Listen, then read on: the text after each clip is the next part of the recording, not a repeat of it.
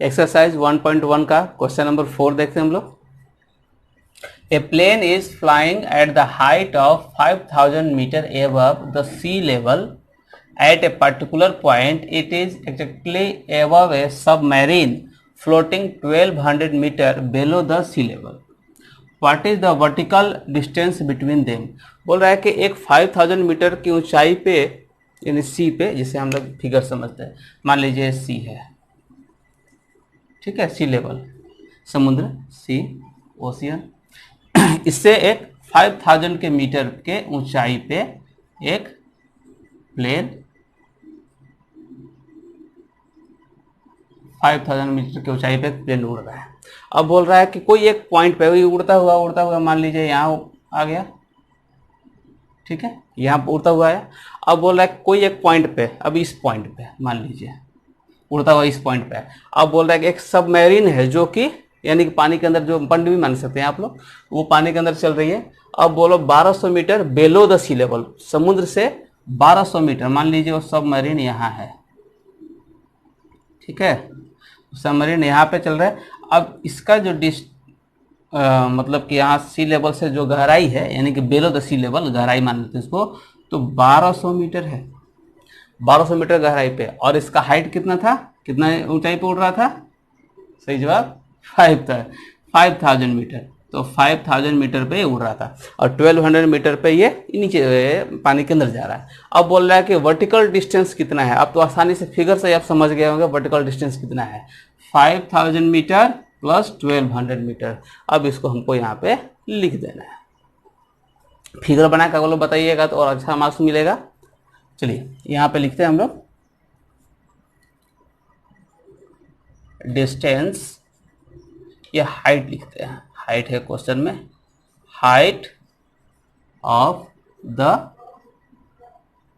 क्या है, plane, height of the plane from sea level कितना है, 5000 मीटर, ये लिख लिया हमने।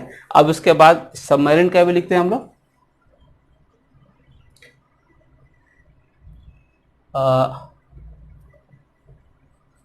The submarine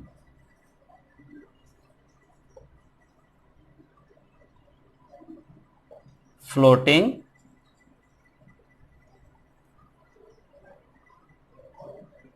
1200 metre below the sea level, यानी जो वैल्यू हमको क्वेश्चन बनाने के लिए चाहिए वो हमको लिख लेना है, ताकि डिटेल में, क्योंकि क्वेश्चन बनाने में डिटेल पे ही मार्क्स अच्छी तरह से मिलता है। तो 2 पॉइंट हमको चाहिए था, 2 पॉइंट हमने लिख दिया नाउ। और वर्टिकल डिस्टेंस जो पूछ रहा है उसको लिखते हैं वर्टिकल डिस्टेंस, तो the vertical distance, vertical distance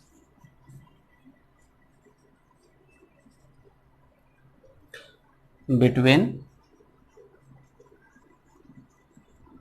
them equal to कितना, 5000 मीटर उसका और 1200 मीटर इसका, दोनों को जोड़िएगा 6200 मीटर, ये दोनों के बीच का डिफरेंस हो गया। अब नेक्स्ट क्वेश्चन देखते हैं हम लोग, एक्सरसाइज 1.1 का क्वेश्चन नंबर 5 देखते हैं हम लोग। Mohan deposits ₹2000 in his bank account and withdraw ₹1642 from it the next day। मतलब मोहन अपने बैंक में 2000 रुपये पहले जमा करता है बैंक अकाउंट में, उसके बाद अगले दिन नेक्स्ट डे 1642 रुपीज़ विड्रॉ कर लेता है, मतलब कि उसको निकाल लेता है। If withdrawal of amount from the account is represented by A negative integer, अगर कोई पैसा जो निकालता है विड्रॉ करता है उसको अगर हम लोग निगेटिव इंटीजर में दिखाते हैं, then how will you represent the amount deposited, तो आप जो डिपॉजिट किया हुआ अमाउंट को कैसे दिखाइएगा। तो समझिए कि जब हम निकालते हैं, को मान लीजिए इतना पैसा रखा हुआ है, इसमें इतना पैसा रखा हुआ है, ये इसमें से कुछ हम लोग निकाल लिए तो माइनस में कर दिए, मतलब यहाँ पे अब जो बच गया, मान लीजिए 5000 था, इसमें से 2000 निकाल लिए, 3000 बच गया, इसका मतलब घट गया यानी कि माइनस में। अब इसमें हम डिपॉजिट मतलब डालना, अगर 2000 और डाल दिए इसमें तो अभी प्लस हो गया ना, इसका मतलब बढ़ गया यानी ज़्यादा हो गया, इसका मतलब इसका अपोजिट हो जाएगा। अगर निकालना माइनस में होता है तो डालना प्लस में यानी कि पॉजिटिव इंटीजर में। तो चलिए इसको समझ गए तो इसको लिख देते हैं हम लोग कि ये पॉजिटिव इंटीजर होगा। तो यहाँ लिखते हैं हम लोग F withdrawal of amount is represented by a negative integer, then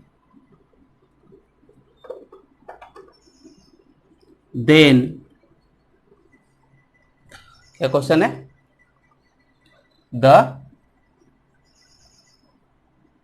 amount deposited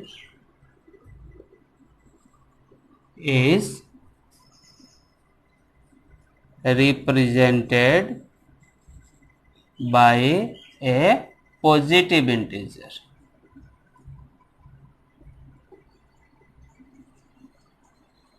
आपको फिर से मैं एक बार याद दिला दूं कि एनसीईआरटी का जो बुक होता है उसी पे बेस्ड सारे बुक्स होते हैं, यानी कि आप अलग अलग 5 से जो जूनियर क्लासेस से लेकर 8 क्लास तक जो बुक चलते हैं, अलग अलग स्कूल में अलग अलग पब्लिकेशन का बुक चलता है, लेकिन सब कुछ सीबीएसई का जो पैटर्न है जो कि एनसीईआरटी पे बेस्ड है उसी को फॉलो करके बनाता है। मतलब पब्लिकेशन अलग हो सकता है लेकिन चैप्टर और जो उसका कंटेंट है वो सेम रहता है। इसलिए आप एनसीईआरटी को जो मैं बता रहा हूँ पढ़िए, और इसको समझने के बाद कोई भी बुक हो 7 क्लास का आप आसानी से बना सकते हैं।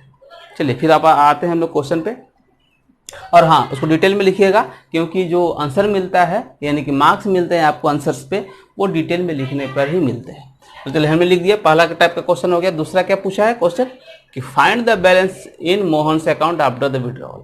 जो निकालता है उसके बाद कितना बचता है उसको भी निकालना होगा। यहाँ पे निकालते हैं, now Mohan deposits ₹2000 in the account, ठीक है। नेक्स्ट डे क्या करता है, विड्रॉ करता है। ही विड्रॉ ₹1642 फ्रॉम द अकाउंट, ठीक है।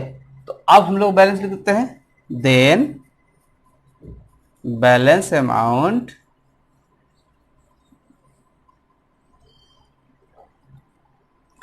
आफ्टर, क्वेश्चन में जो पूछ रहा है वो लिखना है आफ्टर विड्रॉवल इक्वल टू 2000 उसने डिपॉजिट किया, 1640 उसने निकाल लिया। अब इसको सिर्फ माइनस कर दीजिए आप, यहाँ से माइनस करेंगे तो कितना हो जाएगा, 0 हुआ यहाँ पे, यहाँ जाएगा तो ये 10, 8, 9 में से 4 जाएगा तो 5, 9 में से 6 जाएगा 3, यहाँ 1 1 बढ़ गया। मतलब इतना रुपीस उसके अकाउंट में फाइनली निकालने के बाद जो जमा करता है उसके बाद जो विड्रॉ करता है उसके बाद इतना अमाउंट उसमें बचेगा। तो आप इस तरीके से मैथ बनाइए, लिख के बनाइए, थोड़ा डिटेल में बनाइए ताकि आपको मार्क्स नहीं कटे, क्योंकि बहुत ज़्यादा बनाने के बाद भी समझ में नहीं आता कि मार्क्स कहाँ कट गया, इतना नंबर क्यों आ गया, दूसरे बच्चे का भी वैसे ही बनाया उसका नंबर ज़्यादा आ गया, मेरा कम क्यों आ गया। तो रीज़न मैं आपको ये बताता हूँ, रीज़न यही है कि कभी भी मैथ शॉर्टकट नहीं बनाइए, डिस्क्रिप्टिव होना चाहिए। क्योंकि नंबर अगर 2 3 4 नंबर कोई मिलता है तो सीधे सीधे सिर्फ जोड़ दिए या घटा दिए जो नंबर आ गया आंसर, ऐसे करने पर नंबर नहीं मिलता है। क्योंकि ऑब्जेक्टिव नंबर में ऑब्जेक्टिव जो क्वेश्चन उसमें मिल सकते हैं लेकिन इसमें नहीं। तो आप डिटेल में ही मैथ बनाइए। अभी और भी कुछ क्वेश्चन है आप लोग बनाइए, फिर भी नहीं समझ में आए और भी इस वीडियो से रिलेटेड भी कुछ कमेंट हो ज़रूर कमेंट बॉक्स में लिखिए।